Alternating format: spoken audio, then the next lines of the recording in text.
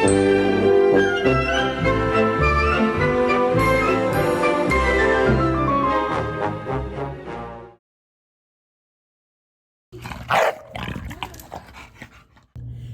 I'm Marco Martin. And I'm Miriam Corchut. And welcome to Fluorescent. To conclude our fingerprints chapter, we will demonstrate one of the most fascinating ways to collect a fingerprint. We're talking about fluorescent powders and how they can be used to collect fingerprints where using other type of powders might be difficult. When we collect fingerprints using charcoal powder, we ensure that the powder offers a contrast to the surface where the fingerprint is located. This will ensure that we can see what we are doing, and when the fingerprint reveals itself, we do not accidentally add more powder than we need to. This is a very easy step. You just have to make sure that when you have a black surface, you add white powder, which, let me tell you, it's actually made of cornstarch or talcum most of the time. On the other hand, if you have a white surface, you need to add black powder. What happens when we have a multicolored surface that has both dark and light colors? Well, if you were to add white powder, it will not be visible in the white areas. And if you were to add black powder, it will not be visible on the dark areas. So what do we do? This is when fluorescent powder steps in. Fluorescent powder is made out of regular charcoal powder, but with a magic sprinkle of fluorescent dyes, which made them glow under UV light. This process allowed it to generate lots of contrast that make the fingerprint visible no matter the color of the surface. Want to see? The materials we will require for this technique are fluorescent powder, a brush that is only used for this type of powder, rulers as scales, gloves to protect the evidence, a UV light, and a camera to take the picture. Alright, here I have the surface that I want to inspect. Of course, I'm wearing my gloves to protect the evidence.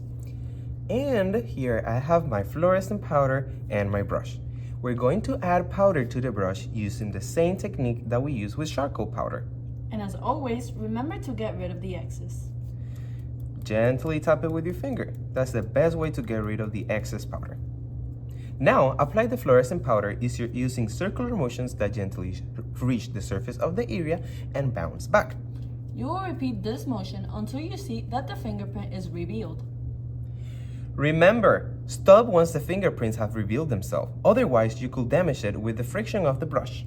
Although the vibrant color of this powder makes the fingerprint visible enough, we can still take it to the next level by turning off the lights and using a UV light. And we're back, now with the lights off, and in my hands I have my alternative light source, which is UV light. I'm going to show you how this alternative light source will affect the way we perceive colors. Look at that, it favors vibrant colors, in this case our powder, since it is made out of chemicals that contain fluorescent properties. And look how easy it is to see every detail of that fingerprint. You can now collect it, but before, you will take a picture with the scale. Yeah, I'm gonna show you really quick how to put the scale.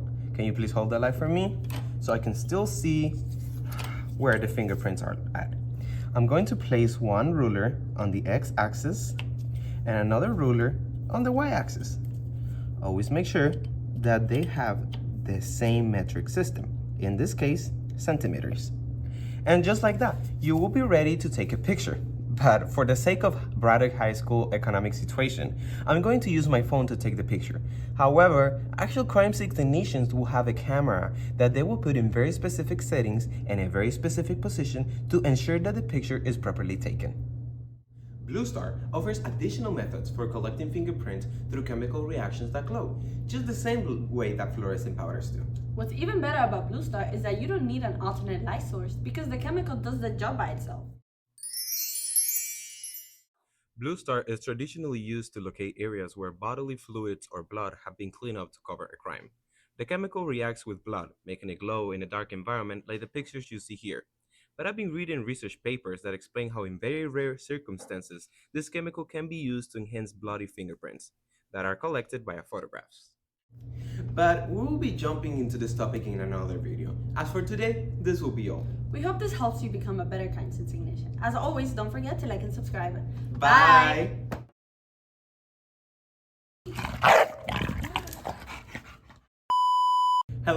I'm Marco Martin. And I'm Miriam Corcha. And welcome to Braddock Forensics. To conclude our fingerprint... Really? We just barely started. Hey! Hello, I'm Marco Martin. And I'm Miriam Corcha. And, ooh, $1.